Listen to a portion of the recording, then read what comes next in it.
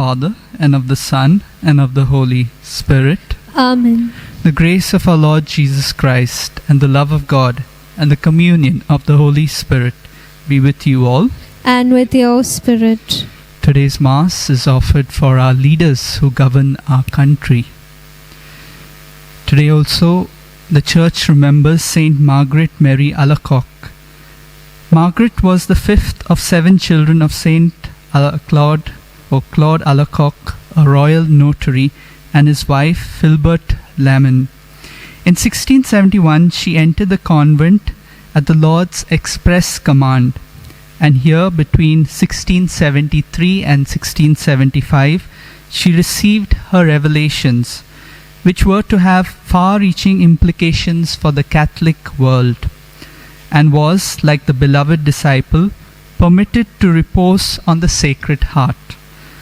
My divine heart is so inflamed with love for humankind that it can no longer contain the flame of its burning charity. It must need to spread them abroad by means of you, must manifest itself to men, and enrich them with the precious treasures which I will reveal to you. These contain the graces of sanctification and salvation, which will be needed to draw them back from the abyss of rebellion. Our Lord pointed out to her. Our Lord also exhorted the faithful to receive Him in Holy Communion on the first Friday of each month, and to keep the holy hour on its eve before the Blessed Sacrament exposed. Finally, He told His beloved disciple of the Sacred Heart to inform her convent that she was to be a victim, sold to expiate the sins of tepidity among them, a task which caused the self-effacing Margaret no little pain, and which brought down upon her renewed taunts of being possessed by the devil, so much so that the sisters would sprinkle holy water on her whenever they passed her. It was only with the assistance of St Claude de la Colombière, her new confessor, a Jesuit, that these devotions to the Sacred Heart as the visible sign of Christ's infinite and condescending love received due recognition within her order and gradually came to be celebrated or established in the Church. Saint Margaret died on the 17th of October 1690 and was canonized by Pope Benedict XV on the 13th of May 1920. Let these words of St. Paul be our prayer. We should always be prepared to give up readily, with the sure belief that the change comes by the will of God. Brethren, let us acknowledge our sins and so come and prepare ourselves to celebrate these sacraments in a worthy manner. I confess to Almighty God and to you, my brothers and sisters, that I have greatly sinned in my thoughts and in my words, in what I have done and in what I have failed to do, through my fault, through my most grievous fault. Therefore I ask Blessed Mary, ever Virgin, all the angels and saints, and to you, my brothers and sisters, to pray for me to the Lord our God. May Almighty God have mercy on us, forgive us our sins, and bring us to everlasting life. Amen. Lord, have mercy. Lord, have mercy. Christ, have mercy. Christ, have mercy. Lord, have mercy. Lord, have mercy. Let us pray. Grant, we pray, Almighty God, that we who glory in the heart of your beloved Son and recall the wonders of his love for us may be made worthy to receive an overflowing measure of grace from the fount of heavenly gifts, through our Lord Jesus Christ, your Son, who lives and reigns with you in the unity of the Holy Spirit, one God, forever and ever. Amen. A reading from the letter of St. Paul to the Ephesians. In Christ, according to the purpose of Him who accomplishes all things according to the counsel of His will, we who first hoped in Christ have been destined and appointed to live for the praise of His glory. In Him you also, who have heard the word of truth, the gospel of your salvation, and have believed in Him, were sealed with the promised Holy Spirit, who is the guarantee of our inheritance until we acquire possession of it to the praise of His glory. The word of the Lord. Thanks be to God. They are happy, the people whom God has chosen as His own. Our response: they are happy, the people whom God has chosen as His own. Ring out for joy to the Lord, O you just, for praise is fitting for loyal hearts. Give thanks to the Lord upon the harp. With a 10-stringed lute, sing Him songs. For the word of the Lord is faithful, and all His works to be trusted. Your response? They are happy, the people whom God has chosen as His own. The Lord loves justice and right, and fills the earth with His love. They are happy who God is the Lord, the people He has chosen as His own. From the heavens the Lord looks forth. He sees all the children of men. Your response? They are happy, the people whom God has chosen as His own. Acclamation.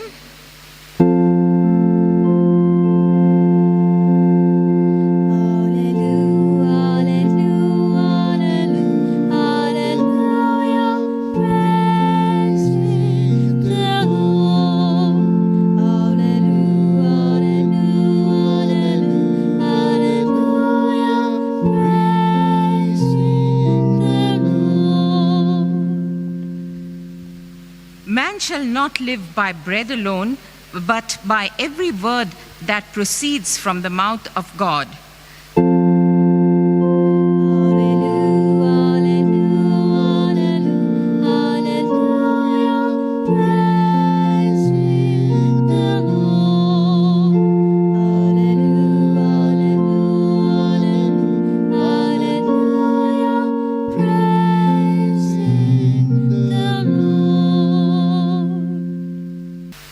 The Lord be with you. And with your spirit. A reading from the Holy Gospel according to St. Luke.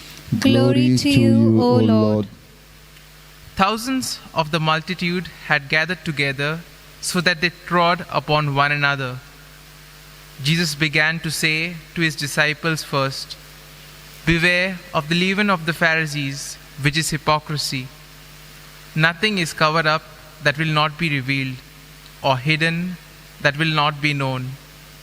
Whatever you have said in the dark shall be heard in the light, and whatever you have whispered in private rooms shall be proclaimed upon the housetops. I tell you, my friends, do not fear those who kill the body, and after that have no more that they can do. But I will warn you whom to fear. Fear him who, after he has killed, has the power to cast you into hell. Yes, I tell you, fear him. Are not 5 sparrows sold for 2 pennies? And not one of them is forgotten before God. Why, even the hairs of your head are all numbered.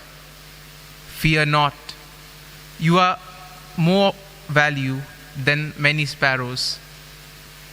The Gospel of the Lord. Praise to you, Lord Jesus Christ. My dear friends, today we shall reflect on how we can avoid being negatively influenced by the forces of darkness. And sometimes we see that a single doubt is enough to wreak havoc in our lives. We see that doubts and misunderstandings have been the cause for many relationships falling apart. And therefore, we need to pray for the gift of prudence so that we can discern well and make the correct judgments and the correct decisions. At the same time, we may wonder, what does leaven have to do with hypocrisy? Now, to the Jews, it was a sign of evil. It was a piece of dough from leftover bread which fermented. And therefore, fermentation, which was associated with decay and rotting, thus also led to the foul smell and decomposition of the spiritual self. And similarly, we see St. Paul in the letter to the Ephesians. He emphasizes clearly the fact that all of us are born to praise the Lord. We are tailor-made to praise God right from our birth. Our voices are made for singing. Our hands, eyes, hearts, our entire body is made so that we can reflect God and God's love to others in our lives. Similarly, we see our minds and emotions can be trained and inspired to articulate the love of God to those to whom we meet, to whom we serve, and who we encounter in our day-to-day lives. And similarly, we can also say that we are reborn to praise. We are not just born, because through the sacraments, we are reborn. We are given another life. And therefore, we see almost all other activities may pass over time. Because as we know, we may not be able to do the same activity what we do now 10 years later. But one thing will remain the same, and that is our ability to praise the Lord, our ability to put our faith in Him and trust Him. And similarly, if we glance at the life of St Mary Alacoque, we see that she too was filled with the zeal and enthusiasm to spread the word of God. She devoted her life doing works that were directly praising God.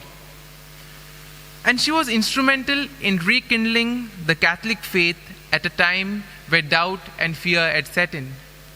But the work wasn't easy. As we have heard, she was ridiculed many times, and many times also had to face a lot of humiliations. But her faith in God, her trust in God, that is what gave her the strength and the power to deal with all these things. And as we come to today's gospel, we may wonder, why did Jesus warn his disciples to avoid the ways of the Pharisees? Now, in the gospel of the last 3 days, we have seen that Jesus is in direct confrontation with the Pharisees. He calls them unmarked tombs, he calls them hypocrites, and we all see that this reflects the attitude of the Pharisees, because the Pharisees thought that since they were the only interpreters of the law, that they were able to influence the people. But though they lived a life which was dedicated to the law, we see that they were not able to put into practice what they were preaching.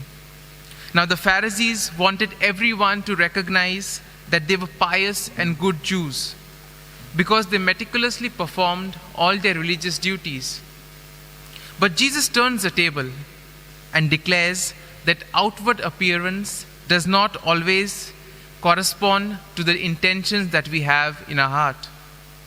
Anyone can display outward signs of goodness, while inwardly the person may be harboring evil thoughts and desires. And therefore we see that it's God's light that exposes darkness and transforms our hearts and minds. The word hypocrite refers to actor, someone who pretends to be something that he is not. But who can be truly good but God alone? And therefore we see that hypocrisy thrives on making a good appearance of something so that others don't see what is hidden. But Jesus tells us that whatever is hidden will soon be revealed. We can't keep something hidden for a long time. It's God's light that transforms evil and sin and gives us new life. And therefore we see it is this power of God that enables us to transform pride into humility, to transform hatred into love, and to transform pretense with integrity and truthfulness. And therefore Jesus gives us the grace He has given us the Holy Spirit. He gives us the power so that we too may be able to deal with these situations. And therefore we see that godly fear draws us to God's love and truth. Now, what is godly fear? Godly fear can be said to be the reverence for the one who made us in love and who sustains us in mercy and kindness. Now, the greatest injury and loss which Jesus mentions today is not the physical one, but one that is spiritual. He says, "Do not fear him who can kill you, but fear him who after killing you can put you into hell." And therefore we see that a healthy fear of God leads us to spiritual maturity, wisdom, right judgment, and it frees us from the tyranny of sin. And therefore, let us pray for the grace that we too may be able to discern well, that we too may be able to put our faith and trust in God and listen to what He has to tell us. And now, let us all together pray that we too may be prudent and calm, especially during these trying times of the pandemic. Let us say, "Almighty and merciful God, who show your love to all creation everywhere, hear graciously the prayers we make for all those affected by the coronavirus in various parts of the world. We come before you asking for a quick control of the outbreak, for a healing of those affected, for the victims and their families. We pray for the doctors doing research that an effective vaccine to combat the sickness is speedily found. We pray for the government and the health authorities that they may take appropriate steps for the good of the people. We make this prayer through Christ our Lord. Amen.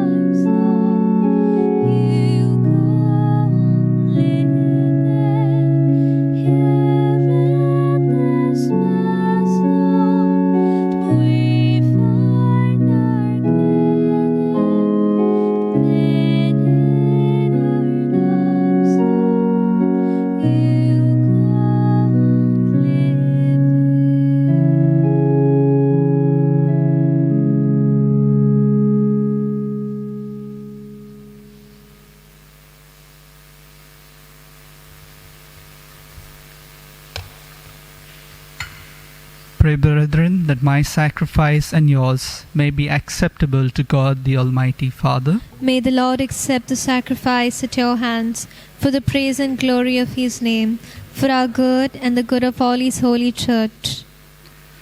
Look, O Lord, we pray, on the surpassing charity in the heart of your beloved Son, that what we offer may be a gift acceptable to you and an expiation of our offenses, through Christ our Lord. Amen. The Lord be with you. And with your spirit. Lift up your hearts. We lift them up to the Lord. Let us give thanks to the Lord our God. It is right and just. It is truly right and just, our duty and our salvation, always and everywhere to give you thanks, Lord, Holy Father, Almighty and eternal God, through Christ our Lord. For raised up high on the cross, He gave Himself up for us with a wonderful love, and poured out blood and water from His pierced side, the wellspring of the Church's sacraments, so that, won over to the open heart of the Saviour, all might draw water joyfully from the springs of salvation. And so, with all the angels and saints, we praise you, as without end we acclaim. Holy, holy, holy, Lord God of hosts, Heaven and earth are full of your glory. Hosanna in the highest. Blessed is he who comes in the name of the Lord. Hosanna in the highest. You are indeed holy, O Lord, the fount of all holiness. Make holy, therefore, these gifts, we pray, by sending down your Spirit upon them like the dewfall, so that they may become for us the body and blood of our Lord Jesus Christ. At the time he was betrayed and entered willingly into his passion, he took bread, and giving thanks broke it, and gave it to his disciples, saying, "Take this, all of you, and eat of it, for this is my body, which will be given up for you."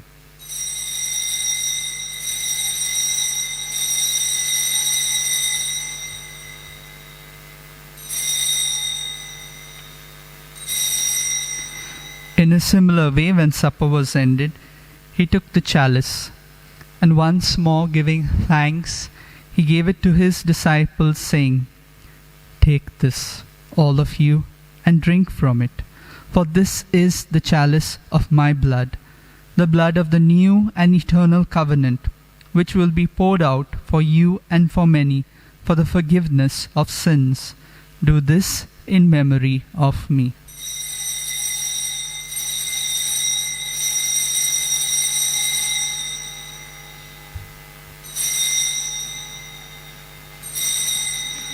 Let us proclaim the mystery of faith. Save us, Saviour of the world, for by your cross and resurrection you have set us free.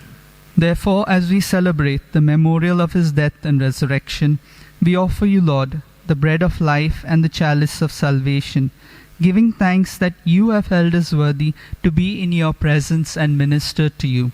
Humbly we pray that partaking of the body and blood of Christ, we may be gathered into one by the Holy Spirit. Remember, Lord, your church spread throughout the world, and bring her to the fullness of charity, together with Francis our Pope, and Philip Neri our Bishop, and all the clergy. Remember also our brothers and sisters who have fallen asleep in the hope of the resurrection, and all who have died in your mercy. Welcome them into the light of your face. Have mercy on us all, we pray, that with the Blessed Virgin Mary, Mother of God, with Saint Joseph, her spouse, the blessed apostles, and all the saints who have pleased you throughout the ages, we may merit to be co-heirs to eternal life, and may praise and glorify you through your Son, Jesus Christ.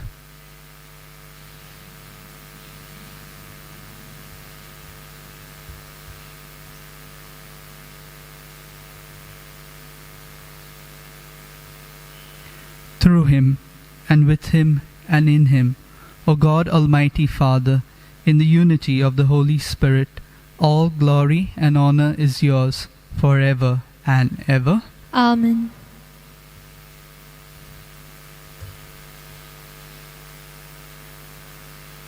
At the Saviour's command and formed by divine teaching, we dare to say, Our Father, who art in heaven, hallowed be thy name.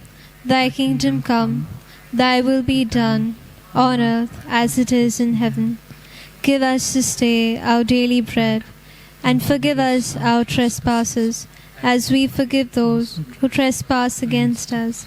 And lead us not into temptation, but deliver us from all evil. Deliver us, Lord, we pray, from every evil. Graciously grant peace in our days, that by the help of your mercy we may be always free from sin and safe from all distress, as we await the blessed hope and the coming of our Saviour, Jesus Christ. For the kingdom, the power, and the glory are yours, now and forever. Lord Jesus Christ, who said to your apostles, "Peace I leave you, my peace I give you," look not on our sins, but on the faith of your church, and graciously grant her peace and unity in accordance with your will, who live and reign forever and ever. Amen. The peace of the Lord be with you always. And with your spirit. Let us offer each other the sign of peace.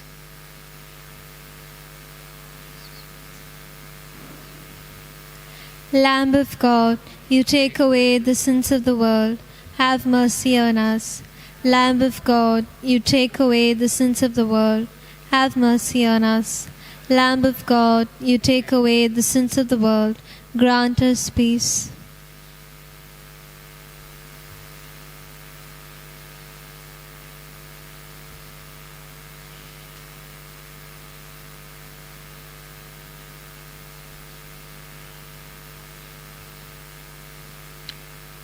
Behold the Lamb of God.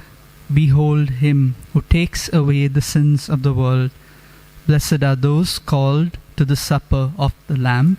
Lord, I am not worthy that you should enter under my roof, but only say the word, and my soul shall be healed. My Jesus, I believe that you are present in the most holy sacrament.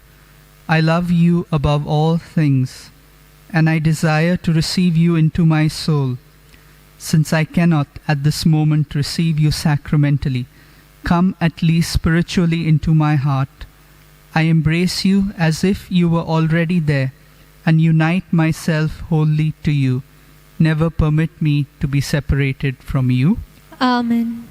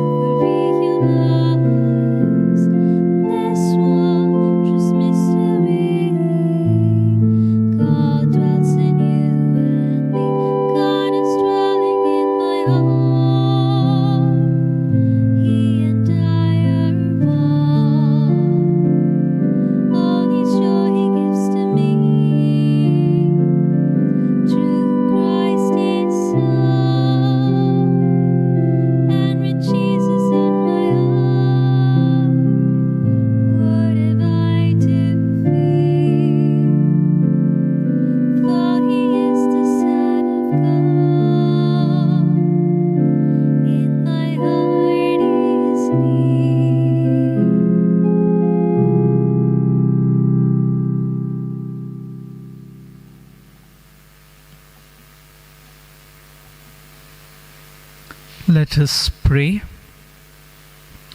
May this sacrament of charity, O Lord, make us fervent with the fire of holy love, so that drawn always to your Son, we may learn to see him in our neighbor, through Christ our Lord. Amen. Prayer to Saint Francis Xavier. O devoted servant of God, Saint Francis Xavier, your heart was burning with love for Jesus. Impelled by this love, you went from country to country and spent yourself unto death, proclaiming the name of Jesus and the good news of salvation. That is why the Father filled you with glory in heaven and preserved your body from corruption here on earth. Filled with joy for these unique gifts, we join you in praising the Father. And now we ask your intercession for ourselves. Let's silently pray for the grace that each of us require.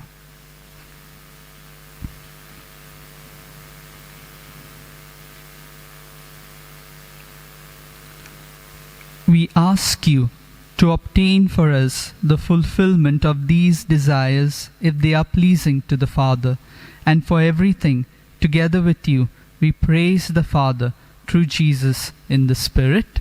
Amen. The Lord be with you. And with your spirit. And may Almighty God bless you, the Father, the Son, and the Holy Spirit. Amen. The Mass is ended. Let us go in peace to love and serve the Lord. Thanks be to God.